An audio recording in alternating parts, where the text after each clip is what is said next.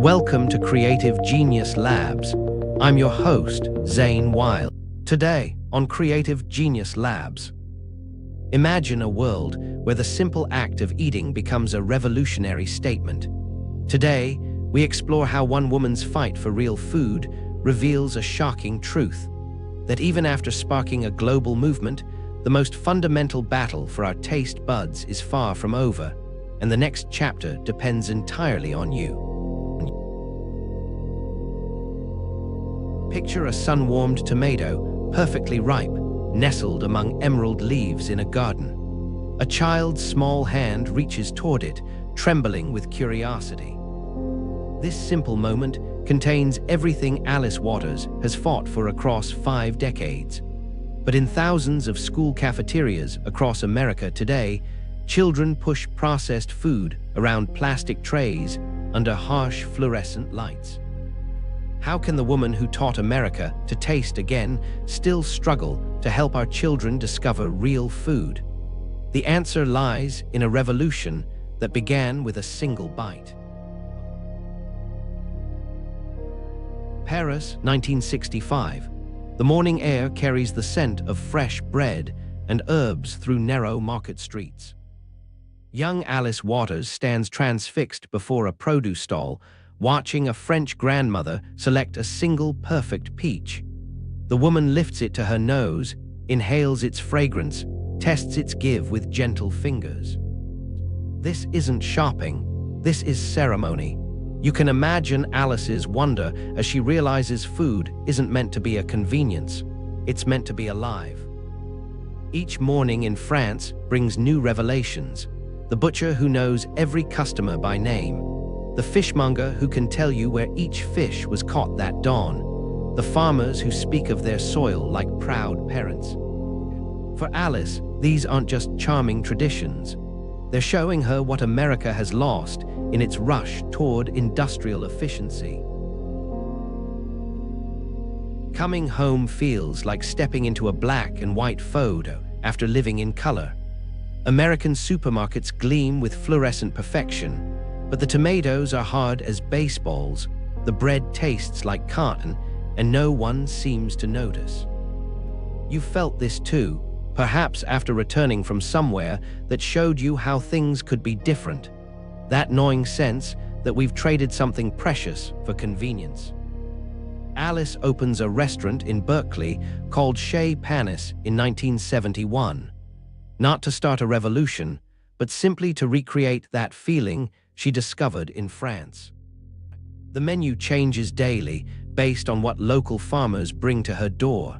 She puts their names on the menu, treating them like artists rather than suppliers. Critics call her romantic, impractical, elitist, but something unexpected happens. People begin to taste the difference. A carrot that tastes intensely of itself, lettuce with personality, bread that doesn't need to hide behind butter. The waiting list grows longer. Other restaurants begin copying her farm-to-table approach. You might recognize this pattern from your own life, how standing firm in what you believe, despite criticism, can slowly shift the ground beneath everyone's feet. But success brings an uncomfortable revelation. While Alice is teaching wealthy diners to taste again, children in nearby schools eat processed meals that barely deserve the name food. She realizes that changing a few restaurant menus isn't enough. The entire system needs to change, starting with its youngest participants. In 1995, Alice stands before a neglected plot at Martin Luther King Jr. Middle School in Berkeley. Where others see weeds and concrete, she envisions a living classroom. You can picture the skepticism she faced. A garden, in a public school, during budget cuts. But Alice understands something fundamental. Children who grow food learn to love food, and people protect what they love. The Edible Schoolyard project begins small. One class at a time, students learn to plant seeds, tend soil, and harvest vegetables. They cook what they grow in a kitchen classroom. Something magical happens when a child tastes their first self-grown carrot or sun-ripened strawberry. The same kids who refused cafeteria vegetables now proudly serve garden-fresh salads to their parents. If you're enjoying Creative Genius Labs, please like, subscribe, and scan the QR code for our free 7-day email course, The Master Creators Challenge. Unlock hacks that make Vinci, Banksy, and Lady Gaga creative giants. Now, back to the episode. What starts as one school garden spreads like wild mint. The Edible Schoolyard project expands to over 6,500 schools worldwide. Alice's influence reaches the White House, inspiring Michelle Obama's vegetable garden. The farm-to-table movement she pioneered becomes standard practice in restaurants across America. You might think this is where the story ends, a victory for real food, but Alice knows better. At 80, Alice Waters still fights, because while farm-to-table has gone mainstream, our food system remains fundamentally broken. Industrial agriculture continues to prioritize profit over taste and health. School lunches still arrive frozen in plastic. Most children still grow up never knowing the simple pleasure of a sun-warmed tomato picked fresh from the vine. Her latest mission targets the heart of institutional feeding. Through the Alice Waters Institute for Edible Education, she works to transform school lunch programs nationwide. She's developing direct relationships between schools and farmers, eliminating middlemen to support local agriculture. During the pandemic, she turned her own front yard into a victory garden, showing neighbors how to grow food in crisis. Here's what Alice Waters understood that others missed. Changing food means changing values. It's not enough to open farm-to-table restaurants or plant school gardens.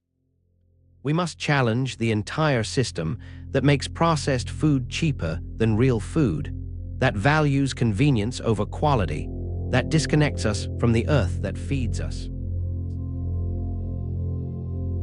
Remember that child reaching for the tomato. That could be any child. That should be every child.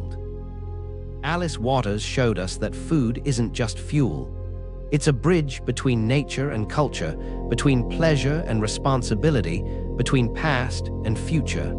But her revolution remains unfinished. The question isn't whether Alice Waters changed how millions eat. She did. The question is whether you will help complete what she started. Will you plant a garden, however small? Will you teach a child to cook? Will you demand better food in your schools? Will you remember, with every bite you take, that you're voting for the kind of world you want to live in? Because that's the real lesson of Alice Waters' life. Change doesn't come from grand gestures. It comes from daily choices, from small acts of rebellion against the industrial food complex. It comes from remembering that every meal is an opportunity to taste the sun again, to connect with the earth, to nourish not just our bodies, but our communities. The revolution continues, and now it's your turn to tend the garden. On the next episode of Creative Genius Labs, Alice Waters showed us the power of a single person to revolutionize how we think about food.